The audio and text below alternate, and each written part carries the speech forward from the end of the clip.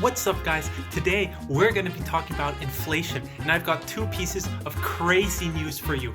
First is that the Fed is no longer going to track the M1 money supply as they were before, and the second is actually the Federal Reserve Bank of San Francisco's economic letter, which shows us what the experts are projecting inflation to do in the next 1 to 2 years and as well in the next 6 to 10 years. So let's actually start with the second one of those today. Huge shout out to Meet Kevin. Sorry for the pic, bro.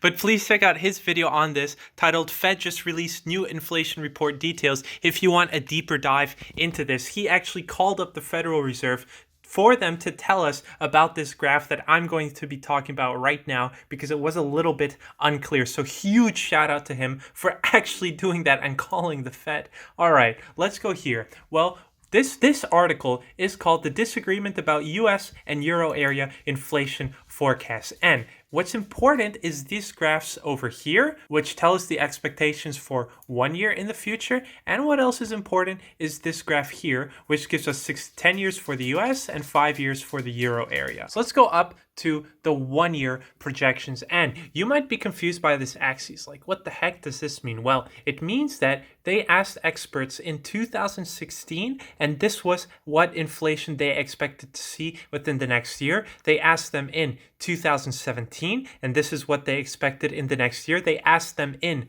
2018, and this is what they expected the next year. They asked in 2019, etc., etc., etc. So, as you can see, this top quartile average is pretty solid. Since 2016, the experts have actually said, well, we expect the top line to be around 3%. And the bottom is a bit more volatile, but the median has also been just over 2%, hovering there back and forth. And that's what the experts have been expecting. And we'll get to Europe in a second. But the only exception has been only on the bottom quartiles. So that average, let's say, and the top amount that the experts were projecting were pretty much unchanged even in 2021. The only thing is that people expected a lot lower inflation than usual, and well, that is more or less what happened within the first months of 2020. Everything shut down and just no spending was happening. So yeah, there was a decrease in inflation at that moment, but that only affected the lower bound. What this meant was that there were a couple of them who were basically saying, hey, we might actually enter deflation during this period. But then they asked them again in 2021. And if you take out the factor of 2020 predictions, well, you see that the 2021 dotted line is basically just continuing the previous trend. If you go to Europe, well, we have the same explanation for this dip, but the actual percentiles are even closer squished together. So in 2016, they thought we would have this range of inflation. In 2017, this range. 2018, this range. And they've asked them now in 2021, and they expect us to have pretty much the same about inflation as we've had before, around this medium of just over 1%, maybe 1.5%-ish. So yeah, most likely in between the two. So 1.2%-ish is what they're actually predicting. So we don't see the experts going, hey, in 2021, we're going to see some kind of hyperinflation. We don't see that projected here on the charts. I have a tendency to disagree, but that's what the experts are saying. And you guys might be asking, okay, who are these so-called experts? Well, it's actually people who are working in the financial industry whose job is to look at these inflation targets. So these are people who work in banks, in big hedge funds, stuff like that. So this is actually like professional guys who should know what they're talking about when it comes to inflation. And then if we look at the 6 to 10 year outlook, it's even more squished together. So once again, what does this graph show?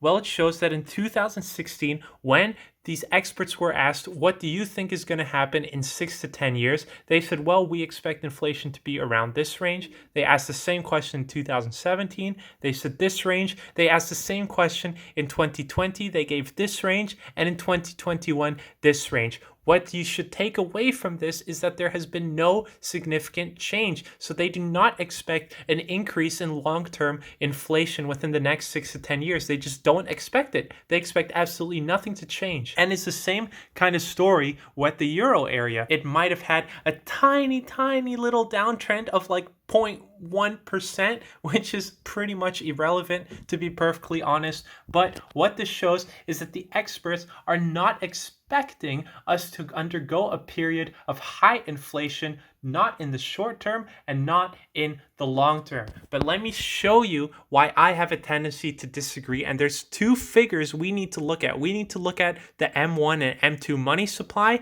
and we need to look at the velocity of money. All right, guys, so let's start with the M1 money supply. As you can see, and we're going to talk about this later because it is important, they've been using the same metric since 1975 to track this. And what this is basically as you go in the higher M levels, it means less and less liquid money. So basically just imagine that this money here in the M1 money supply is the most liquid money. So what you guys would refer to cash, either like physical paper money laying around or like money in your checking account. And as you can see, in 2020, this money supply went from approximately 4,000 and ballooned up to 16, 17, and now 18,000 until they actually said, hey guys, we're not going to be tracking this anymore. And the same actually, which I didn't know, is that they're not tracking the M2 money supply either. And let me tell you what the M2 money supply is. So the M2 money supply is everything in the M1 money supply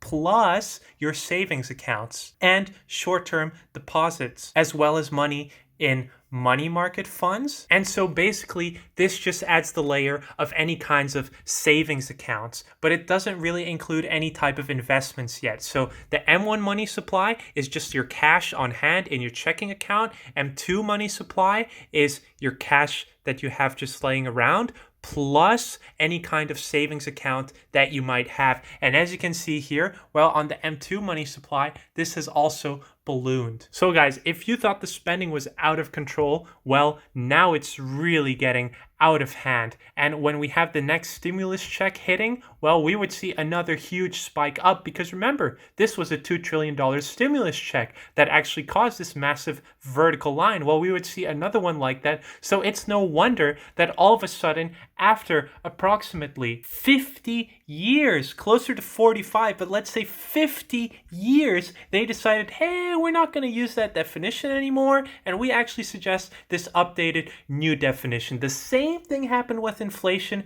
in around 1980s. They decided to redefine how they were going to go about calculating the CPI index because the figures didn't look good anymore. And that's the same thing that we're having right now regarding the M1 and M2 money stocks. But guys, you might be asking then, oh my God, they're printing so much. How come we haven't seen inflation? Well, let me show you the last piece of this puzzle. And we need to talk about the velocity of money. And specifically, we're going to be looking at M2. So what the velocity of money is think about it like this. You have $1 and you give that to your local Starbucks. That Starbucks then uses that dollar to pay its employee. Then that employee goes out and buys itself a haircut. Then that haircut money goes to paying the haircut employee. So that money has then moved like 5 or 6 times within a very short period of time.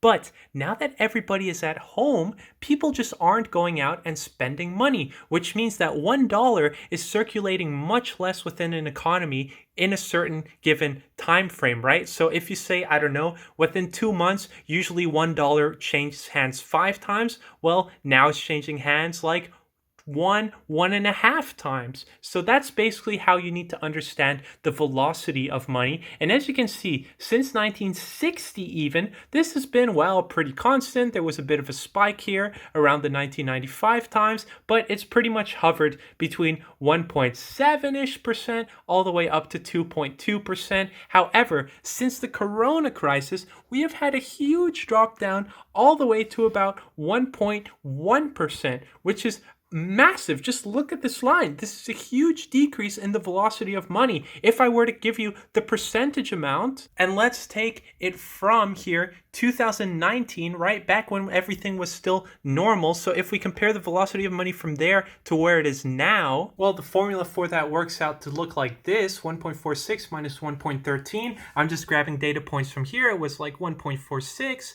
and now we're down to about 1.13. Well, you take the old minus the new price divided by the old price, and we see that this means it has reduced by 23%. That's a reduction of 1/5. It means that the money is moving 20% slower than it used to. And that's the only reason why the Fed has been able to print so much in excess, because the velocity of money just tanked, which means that money is moving hands much less than it used to, which, if left alone, would actually cause a bunch of deflation.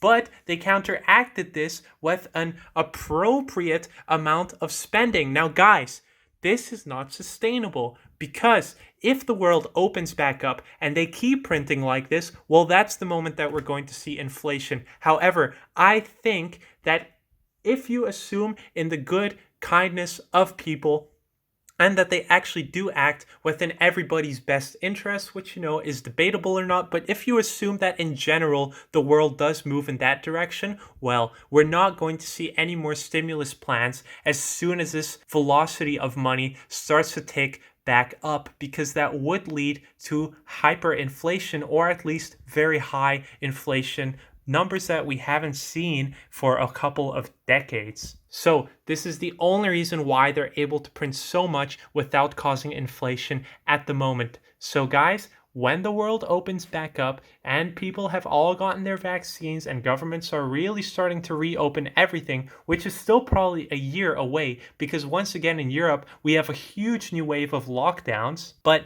that's another discussion point. At the moment that the world opens back up and the velocity of money keeps going up, if they decide to provide another type of massive stimulus check, well, guys, that's the moment where we need to get extremely cautious and start to look out for these signals. Because then, if those two happen together, well, then you're going to have inflation. Thank you guys so much for watching. Make sure to smash up that like button so YouTube sends this video out to more people who need to see this video. And guys, if you got smarter with me today and you feel like a better investor, remember, it's not financial advice. I'm just reporting on what's happening. It's more of a show. Thank you guys so much for watching. Make sure to make your own decisions and see you in the next one. Please subscribe. Bye.